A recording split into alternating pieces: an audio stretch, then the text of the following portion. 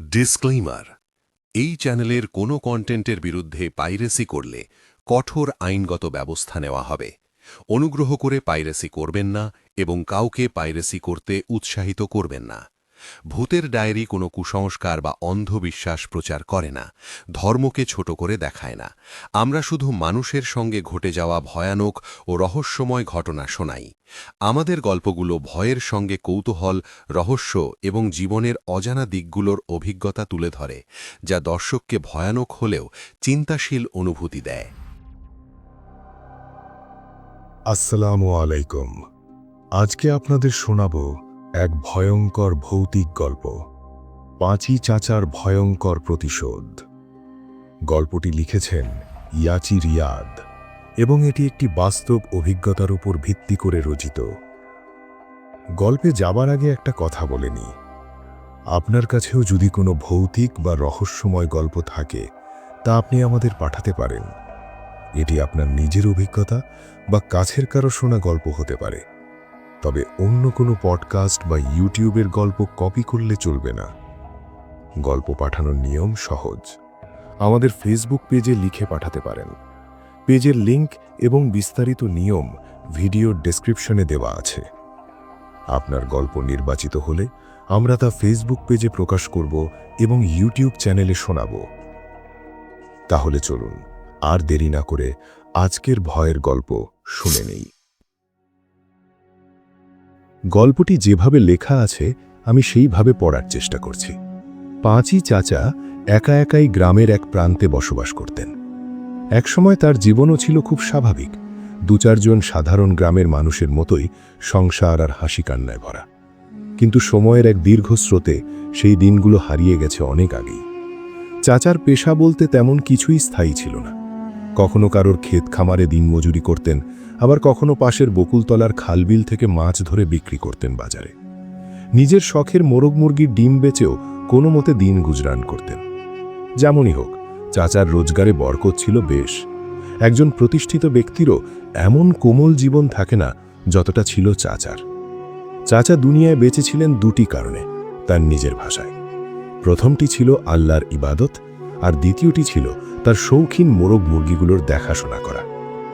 আপন বলতে তার তেমন কেউ ছিল না, তবে আশেপাশের পাড়া প্রতিবেশীদের কাছে তিনি ছিলেন একজন প্রিয় মানুষ। কারও অমঙ্গল তিনি কোনোদিন চাননি, কিন্তু হয়তো কেউ একজন চেয়েছিল তারটাই। জীবনের সব দুঃখ কষ্ট আড়াল করে তিনি প্রতিদিন সকাল সকাল ঘুম থেকে উঠে ইবাদত শেষ করেই মোরগ মুরগিদের নিয়ে ব্যস্ত হয়ে পড়তেন। খাবার দিয়ে উঠানের ছোট্ট পেয়ারা গাছটার নিচে বসে অনেকক্ষণ এক নির্ভার শান্তি নিয়ে তাকিয়ে থাকতেন ওদের দিকে। আহ, কি শান্তি! প্রতিদিনই মুরগিগুলো তার চারপাশে ঘুরে বেড়াতো, গেরো গেরো করত আপন মনে। চাচা তা দেখতেন আর এক অদ্ভুত গভীর শান্তিতে ডুবে থাকতেন। দিনের প্রথম আহার সেরে তিনি বেরিয়ে পড়তেন কোনো না কোনো কাজের উদ্দেশ্যে। চাচা তার মোরগ মুরগিদের সুরক্ষার জন্য বাড়ির চারপাশে বেশ ভালোভাবে বেড়া দিয়ে রেখেছিলেন।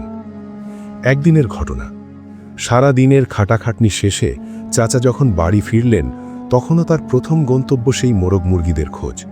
কিন্তু গিয়ে দেখেন কিছু মুরগি মরে পড়ে আছে। মৃত মুরগিগুলোর শরীর দেখে স্পষ্ট ওগুলোকে কেউ ভয়ানক নিষ্ঠুরতার সাথে পিষে দিয়েছে। শখের মুরগিগুলোর এমন অবস্থায় চাচা অভাবগ্ন হয়ে যান। সময় গড়ায়। কিছুদিন পর একদিন তিনি আবারও একই দৃশ্যের মুখোমুখি হন। দুবার এমন ঘটনার পর তিনি আর কোনো কাজকর্মে যান না, সারাক্ষণ ঘরে বসে মোরগদের পাহারা দিতে থাকেন। কিন্তু তিনিও তো মানুষ।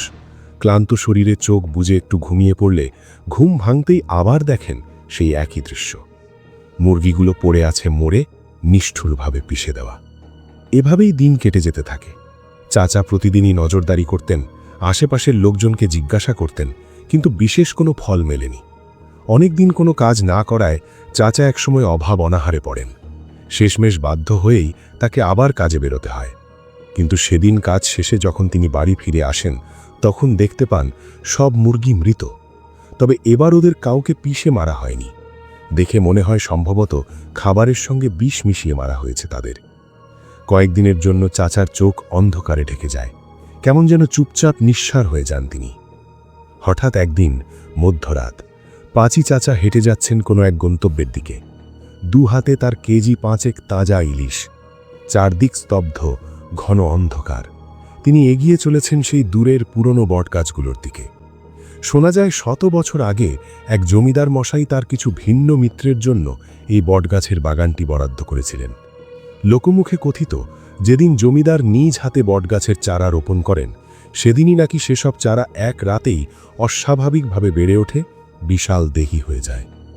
জমিদার বাগানটি এমন এক জায়গায় বরাদ্দ করেছিলেন যেখানে সাধারণ মানুষের প্রবেশাধিকার সীমিত থাকত। যদিও জমিদার আজ আর নেই, তার বংশধরেরা এখন দূর বিদেশে বাস করেন। জানা যায় জমিদার মৃত্যুর আগে তাদের কঠোরভাবে নির্দেশ দিয়েছিলেন যেন কেউ এই বাগানটির কোনো ক্ষতি সাধন না করে। এই বাগানের বেশিরভাগ কথা লোকমুখে প্রচলিত হলেও পাঁচি চাচা এবং তার পূর্বপুরুষরা জানতেন এক গোপন সত্য। চাচা হেঁটে চলছিলেন, হঠাৎ তিনি খেয়াল করলেন চারদিক থেকে বিভিন্ন ফিসফিসানি তার দিকে ধেয়ে আসছে। কিছু গাছগাছালি ভেঙে পড়ছে মনে হলো, তবুও চাচা থামলেন না। এক পলক ফেলে পাঁচি চাচা পৌঁছে গেলেন সেই বাগানে। চারদিক থেকে কোনো শব্দ নেই, সম্পূর্ণ নিস্তব্ধ। বাগানের উপর ছিল এক বিশাল অপূর্ব চাঁদ, তার মৃদু আলো ছড়িয়ে পড়ছিল চারপাশে। বাগানের গাছগাছালিতে এক রহস্যময় ঝিলিক জাগাচ্ছিল। হঠাৎ পাঁচি চাচাকে উদ্দেশ্য করে চারদিক থেকে একটি মোটা কণ্ঠস্বরে শব্দ ভেসে এলো।